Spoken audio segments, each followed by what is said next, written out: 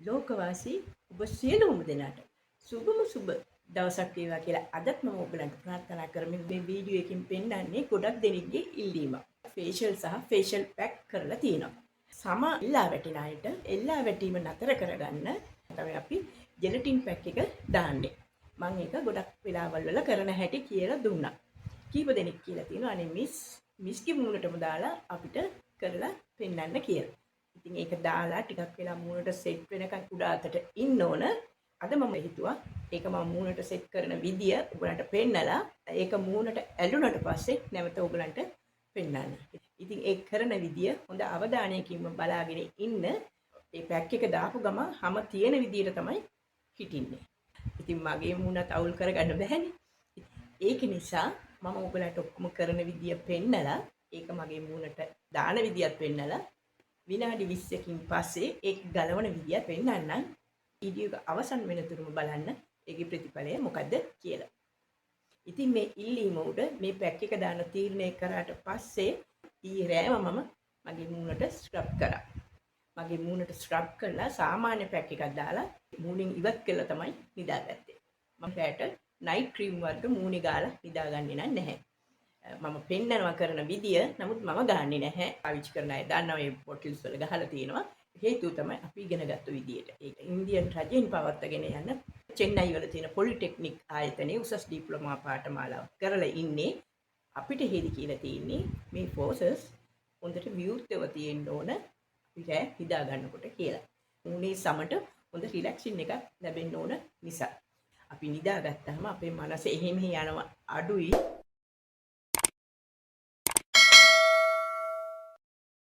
ඉතින් ඒ මනස රිලැක්ස් වෙනවා වගේම අපේ හැමතත් ඒක ගොඩක් ප්‍රයෝජනවත් වෙනවා.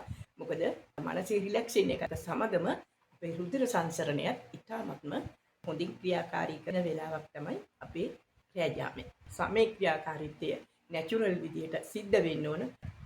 කොටිම කියනවා මුහුණේ සමටත් පොඩ්ඩක් හුස්ම ගන්න දෙන්න ඕන. ඉතින් මම ඔයගලන්ට පොරොන්දුන පරිදි මේ ජෙලටින් පැක් එක දාන හැටි කියලා දෙන්න. මේ මම අලුතෙන්ම ජෙලටින් පැකට් එකක් ගෙනාවා ඔයගලන්ට කියලා දෙන්නම. ඒ වගේම මේ ගෝස්. ඒක මූණේ ප්‍රමාණයට කපා ගන්න ඕන. ඒක කරගෙන මම ඔයගොල්ලොත් එක වීඩියෝ එකට එන්නම්. ඒ අතරතුර ඔයගලන්ගෙනුත් යුතුයකමක් වශයෙන් මම ඉල්ලනවා මේ තාක්කල් මට subscribe දෙක නොලැබී තියෙනවා නම් පමණක් ඒ අය subscribe කරලා bell icon එක click කරන්න. මේ ජෙලටින් එකත් මේ මොහොතේම මම open කරන්නේ. ගෙදර තියෙන expire වෙච්ච ඒවා නම් දාන්න එපා. Tamange මූණ ගැන හිතන්න. මේ වගේ තෙත නැති තේ හැන්දකින් එකක් කප් එකට දාගෙන ඩබල් බොයිල් කරලා ගන්න. ඔයගලගේ මූණට ප්‍රමාණවත් ඉතාමත් සුළු වෙලාවකින් ඒක දිය වෙනවා. දැන් මම මෙන්න තේ හැන්ද පිරෙන්න මේක ගත්තා. මේ වගේ කුඩා ඇල්මිනියම් භාජනයකට දාලා ඩබල් බොයිල් කරන්න ගන්න. ඔන්න මම දැන් ජෙලටින් එක රත් කරා. ඒක පොඩ්ඩක් නිවෙන්න තියලා තියෙන්නේ. ඒ වෙලාවේ මම මේ ගෝස් කෑල්ලෙන් කපා ගන්නවා මගේ මූණට අවශ්‍ය තරමට. මේ පැක් එක දාන්න කලින් මේ අයිබ්‍රවුස් වලට පුළුන් තියා ගන්න. මොකද මේක ගලනකොට අයිබ්‍රවුස් ටික ගැලවෙන්න ඉඩ තියෙනවා. ඒ වගේම ඇස් වටේවත් ගානේ නැහැ. පිපිඤ්ඤ කෑලි දෙකක් ඇස් උඩ තියාගන්න. මේක දාගෙන උඩ අතට ඉන්න ගමන්. පිපිඤ්ඤ දාලා ඔයගලන්ට මට පෙන්නන්න බෑ. මොකද මම මෙතෙන්ට එන්න බෑ ඔයගලන්ට පැක් එක පෙන්නන්න. ඒක නිසා මම පුළුන් තියලා මේ ටික කරන හැටි ඔයගලන්ට පෙන්නන්නම්.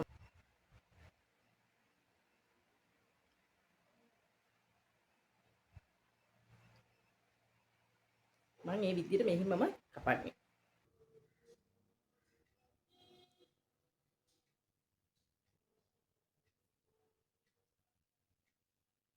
ඒ වගේම ඔයගොල්ලෝ මේකේ කටට එන තැන මාක් කරගන්න.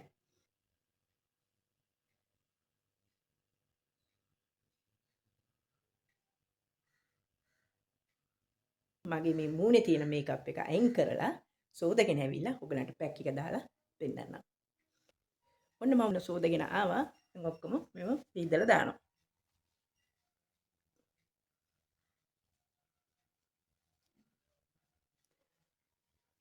දැන් ඉස්සෙල්ලාම කරන්න ඕන ඔළුවට හෙයා බෑන්ඩ් එකක් දාගන්න එක. නමුත් වඩා පහසුවට මම මේ හෙඩ් කවර් එක දානවා.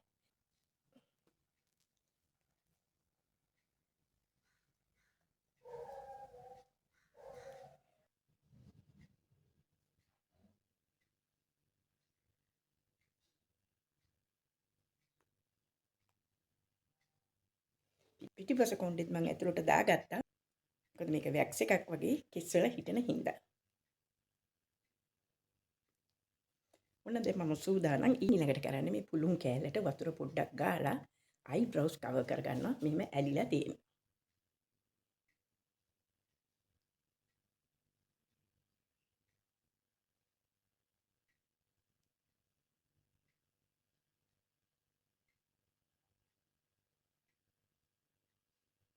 දැන් පැක් එක දාලා ගෝස් කෑල්ල අදිනකොට අයිබ්‍රෝස් වලට කිසිම හානියක් සිද්ධ වෙන්නේ නැහැ. කිස් ගස් වලට කිසිම හානියක් වෙන්නේ නැහැ. හරි විදිහට ඉතාමත් ක්‍රමානුකූලව මම පැක් එක ඔබලට දාලා පෙන්නන්න හදන්නේ. අපි සාමාන්‍යයෙන් කස්ටමර් කෙනෙකුට කරන කේප් එකක් දානවා. ඒව දාගෙන මට දැන් කරන්න ඕනේ පරිස්සමෙන්ම මගේ මූණට මම දාගන්න නිසා කට තියෙන තැන මම මාක් කරගෙන තියෙන්නේ. ඒක නිසා එතන බේරලා තමයි මම මේ පැක් එක මේකට එලාගන්නේ. කට බේරෙන තැන මම මාක් කරගෙන තියෙන්නේ. මේකට මම මේ ජෙලටින් පැක් එක දාලා ඒ ගානට තමයි මම මේක සෙට් කරගන්නේ. බලන්නකෝ. මේ තියෙන සත් කරගත්තු ජෙලටින් එක මේකට ගානේ මේ බ්‍රෂ් එකෙන් මම මේකට ගාලා මුගලන්ට පෙන්නන්නම්.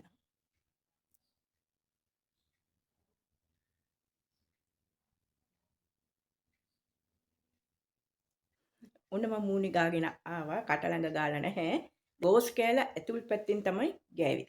අනිත් එක මේ ජෙලටින් දිය කරනකොට වතුර චුට්ටක් දාන්න. නැත්තම් එක සැරේ දිය වෙන්නේ නැහැ. වතුර පොඩ්ඩක් දිය කරලා අරගෙනම ඩබල් බෝයිල් කරන්න. මද රස්නෙන් දැන් මේ මුණ පුච්ච ගන්නේ නැතුව දාගන්න. දැන් ඔයගලන්ට පේනවා දැන් මම මෙහෙම ඉන්න නිසා මෙහෙට පල්ලයට ඇවිල්ලා. මම පුළුවන් තරම් හැම දැන් උඩට දානවා. තනියෙන් කරනකොට තමයි මෙහෙම වෙන්නේ. කවුරු හරි වෙනම දාලා උඩ අතට ඉන්නවා නම් මුකුත් වෙන්නේ නැහැ. නමුත් අපිට හදාගන්න පුළුවන්. මේක දැන් වේලෙනවනේ. වේලෙනකොට මෙහෙම කරලා අල්ලන්න. මෙහෙම කරලා මසල්ස් උඩට දාන්න.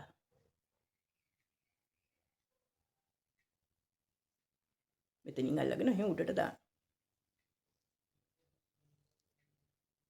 දැන් මේ විදිහටම මේක වේලෙනවා.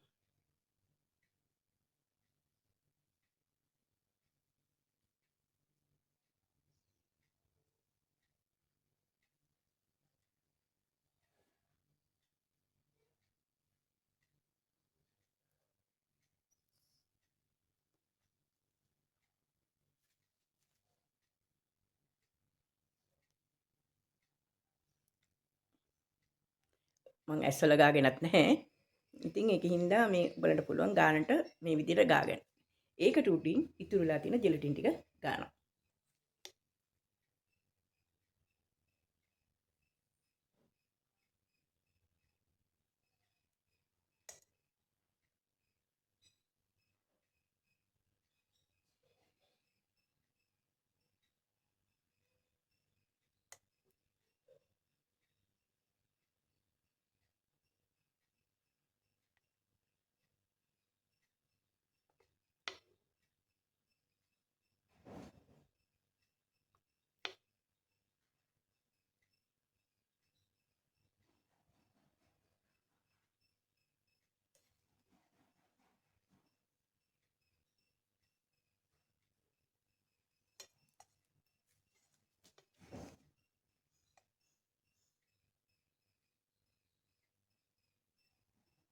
බය නැතුව ගන්න පුළුවන්.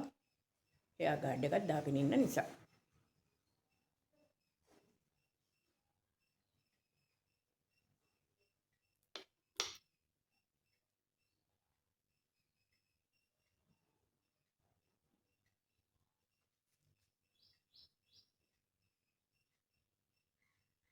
මේ ඔක්කොම නීට් කරගන්න. එතකොට හොඳට තද වෙලා තියෙනවා.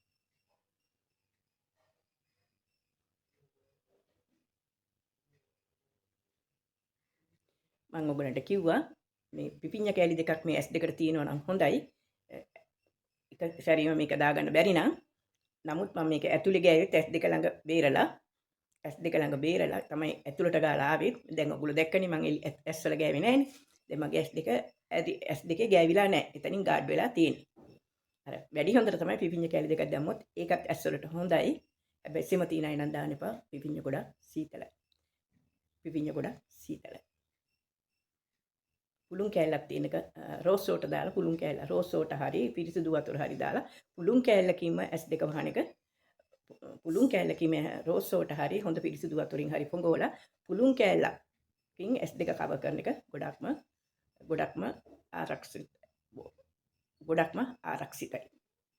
ගොඩක්ම ආරක්ෂිතයි.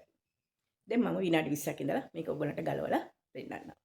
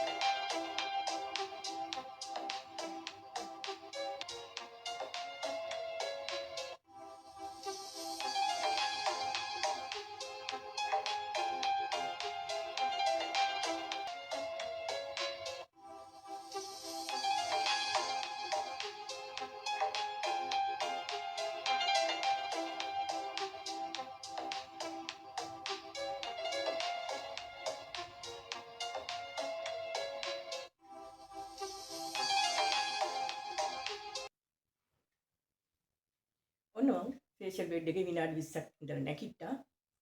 හොඳටම ඇලිලා තද වෙලා තියෙන්නේ. කට දෙපැත්තම පොඩ්ඩක් තද වෙලා. මනසත් රිලැක්ස් වෙනවා. ඒ වගේ මියුසික් වීඩියෝ එකක් දාගත්තාම ඔයගොල්ලෝ පුළුවන් අය ඒ විදිහට කරන්න. ඒ විනාඩි 20ක් ලෝකේ වටා දුවන අපේ මනසට ඉතාමත්ම ප්‍රයෝජනවත් දෙයක්. සියලුම දිනාම දැනුවත් වෙන්න ඕන. මනස ඒකාකාරීව තියාගෙන අර ශබ්දෙට විතරක් ඇහුම්කන් දීලා ඉන්න. දැන් මම මේක ගලවලා ඔයගලන්ට පෙන්නන්න. බෙල්ලට අත තියාගෙන මෙහෙම හිමින් ගලවන්න. ටිකක් රිදෙනවා. මූණේ තියෙන රෝමත් එක්කම තමයි ගැලවෙන්නේ. ඒක නිසා හැම ඇදෙන්නේ නැති විදියට තමයි මෙහෙම අත තියාගන්න කියන්නේ.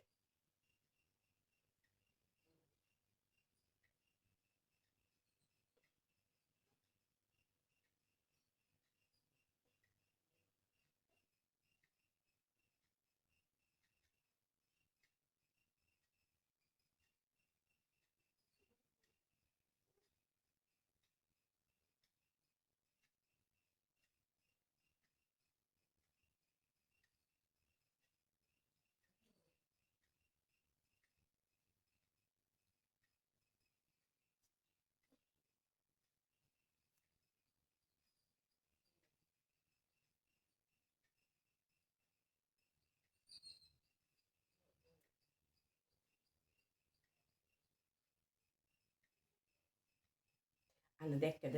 අයිලෑෂස් වලට කිසිම දෙයක් උන්නේ නැහැ. තමන් කරගන්නකොට පරිස්සමෙන් ඇස් ආරක්ෂා වෙන විදියට කරගන්න ඕන නම් කිසිම දෙයක් ආවරණයක් ඕනෙත් නැහැ. නමුත් පුරුදු නැති අය පුළුවන් තරම් ආවරණයක් දාගන්න බලන්න. ඇස් සහ අයිබ්‍රවුස් පරිස්සම් කරගන්න ඕන නිසා ඉතින් මම මූණ සෝදගෙන ඇවිල්ලා ඕගොල්ලොත් සමග නැවත සම්බන්ධ වෙන්න. ඔන්න දැන් බලන්න මගේ මූණ. මම මූණ සෝදගෙන ආවේ මේ වතුර පිටින්මයි ඉන්නේ. දැන් මම මූණ ඒ විදිහටම පිහදලා දානවා. හැබැයි මම සෝප් දැම්මා. සාමාන්‍යයෙන් මම පැක් එකක් දානකොට සෝප් දාලා හොදන්නේ නැහැ.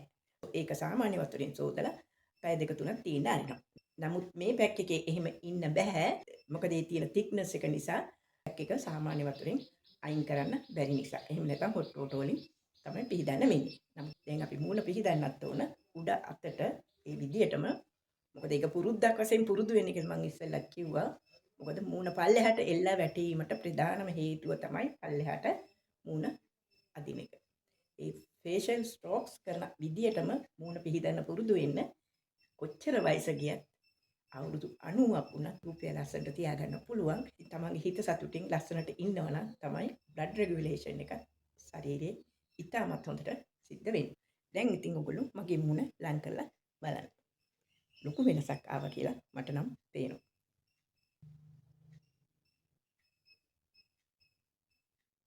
මම අද සුපුරුදු පරිදි ඕගලන්ගෙන් ආදරෙන් ඉල්ලා සිටිනවා මේ තාක්කල් මට ඕගලන්ගේ සබ්ස්ක්‍රයිබ්ස් එක නොලැබී තියෙනවා නම් පමණක් ලයික් එකක් දීලා සබ්ස්ක්‍රයිබ්ස් කරලා කමෙන්ට් එකක් දාගෙනම යන ගමන් බෙල් අයිකන් එකත් ක්ලික් කරන්න. ඉතින් මේ වගේ කෙටි ලස්සන වීඩියෝ වලින් නැවත හමු වෙනතුරු අදට මම ඔබලගෙන් සමු ගන්නවා. Thank you.